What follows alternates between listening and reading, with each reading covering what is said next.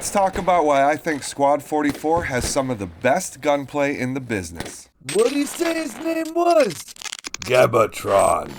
Hello everyone, I am Gebatron. Good gunplay can mean different things to different people. So when I say that Squad 44 has some of, if not the best, gunplay in the genre right now, understand that this is my opinion based on the things that I look for, on the things I enjoy. You may have different opinions, and that's absolutely fine and to be expected. Make sure to add to the discussion down in the comments and be respectful of other people's opinions. Thank you. Let's start off with the most obvious aspects of gunplay: sway, stance, bracing, and ballistics. And when I say sway, I'm referring to how steady your aim is by default. Different games have different amounts of sway. Some games have a lot, some games it's almost non-existent. To me, Squad 44 gets the amount just right. It's not enough that you feel you're fighting the game, but it's not so little that you don't need to be aware of it and consider it when lining up your shots. Firing too quickly can often lead to poor shot placement and will mean more misses. How does this improve gunplay?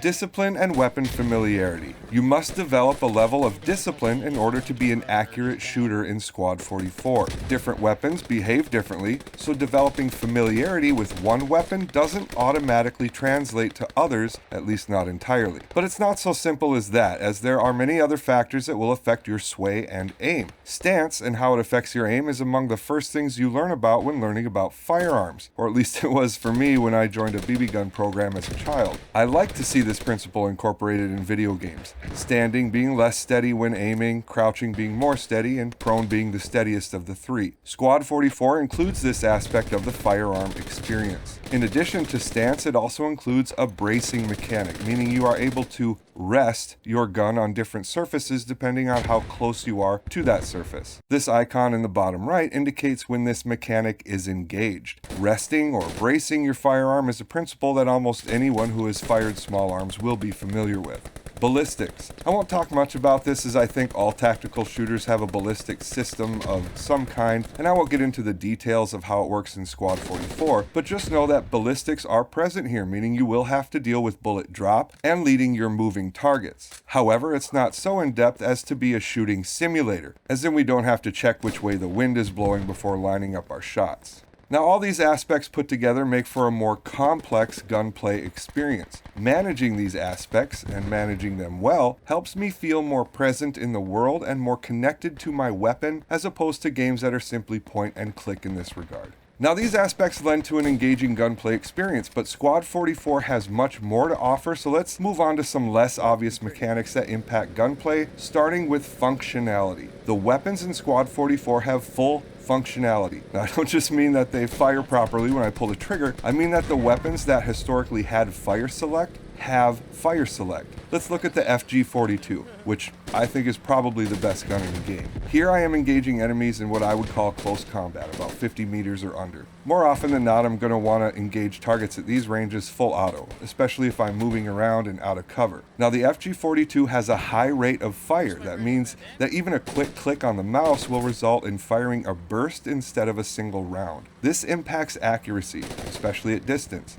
Here we come upon a sniper hiding on top of this radar tower. They are presenting a small target and further away, say around 100 meters. Now, do I have to line up my shot and try to click the mouse as fast as possible? No, I simply change from auto to semi-auto and watch the magic happen.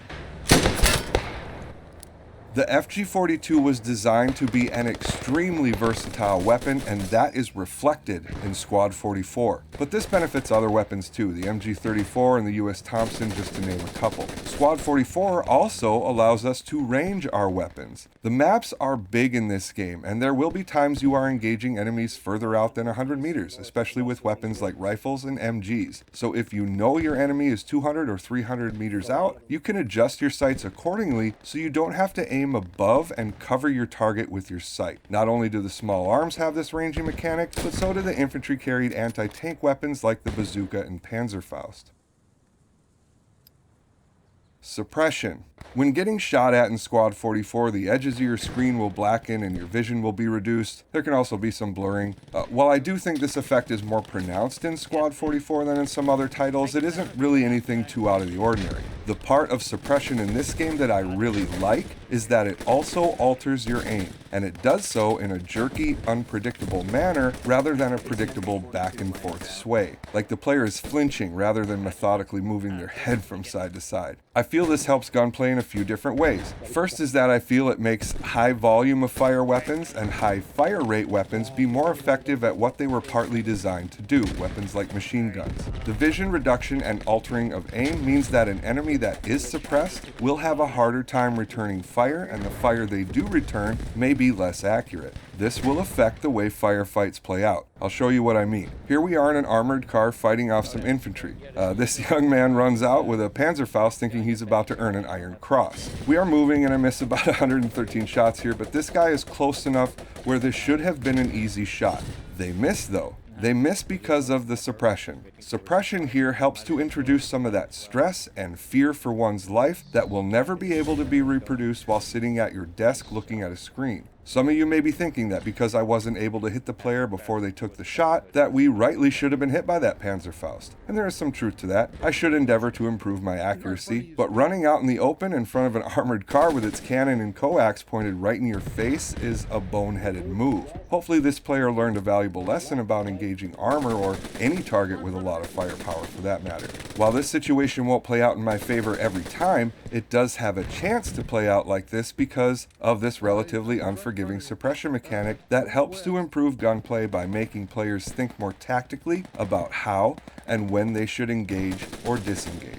The importance of your life. Squad 44 has a ticket system. This means that you can not only lose the game by losing territory or by not completing objectives or whatever, but you can lose by throwing lives and armor away in foolish offensives and or uncoordinated defenses. This makes players consider the conditions of their engagements in a more thoughtful way. If your choices are taking a moment to think more tactically about a situation or lie on the ground waiting for a revive, chances are players will take the former. Sound. Sound may not be the first thing you think about when you think about gunplay, but it is essential to providing the player with the intended experience. Sound is really hard to explain in a video game, so let's just listen for a moment before we talk about it.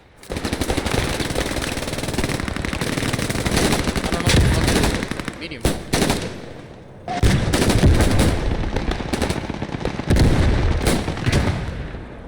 Now that little clip doesn't even do it justice because it was just in stereo. The way to really experience this is with headphones and spatial sound or Dolby Surround or the equivalent. The soundscape in Squad 44 can be so intense that in heavy enough combat, it can even become a little disorienting, which is exceptional for a video game. But let's bring it back down to the individual small arms. Something I notice in a lot of games is that one of the ways they try to make the weapons feel impactful is by incorporating what I'll call a boom to the weapon sounds. I think this is usually done in an attempt to get that little bit of impact on your ear. Not that it sounds bad necessarily, but it makes the guns sound much larger, like they are outside of the scope of themselves. To me, this not only doesn't sound realistic, but it adds to the feeling that I'm playing as the main character in some action game, firing some exaggerated version of a weapon that would be more at home in a Wolfenstein game. But when I'm playing a tactical shooter, that's not what I'm interested in feeling like. Squad 44 sacrifices that bombastic weapon sound design in favor of a more realistic one with less low end and more pop and crack. It helps keep the experience grounded. An engagement between 2 or 4 players no longer sounds like an entire war, but it's more muted, more like the small skirmish it likely was. Yet somehow when the large-scale fights do occur, this sound design choice doesn't hurt the larger soundscape. As stated earlier, it can be disorienting. And I mean that in a good way. The weapon sounds in Squad 44 enhance the gunplay by giving you a grounded, gritty, and immersive experience. The weapon sounds like it's right there with you. All of these aspects I've mentioned are why I believe Squad 44 has excellent gunplay, if not the best in the tactical shooter genre right now. It gives the players more to engage with than an arcade shooter while not going anywhere near the amount of tedium that you would find in a mil sim or something like a survival shooter. You know, there isn't persistent ammo and we aren't dealing with jams or packing our magazines. What it does for me is authentically replicates the shooting experience while still being a fun and engaging video game. There is challenge here without becoming tedious. There are aspects to the player character we have to manage, but we are given the tools to do just that. Raw skill will always be rewarded, but the game is also complex enough for smart and tactically inclined players to excel, even if their raw shooting skills aren't peak. For my money, Squad 44 currently does the best at giving me the best, most authentic shooting and combat experience in tactical shooter gaming.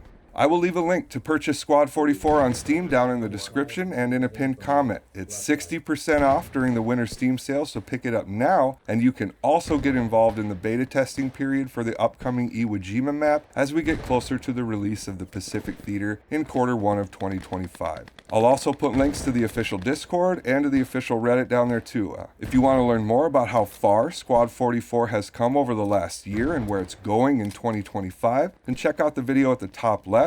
Or maybe you'd like to see the real differences between Squad 44 and Hell Let Loose, then click the thumb at the bottom left. Please subscribe, pull the trigger on that like button, do all the things. Hope you enjoyed the video, and as always, thanks for watching, have a wonderful holiday season, and see you in the next one.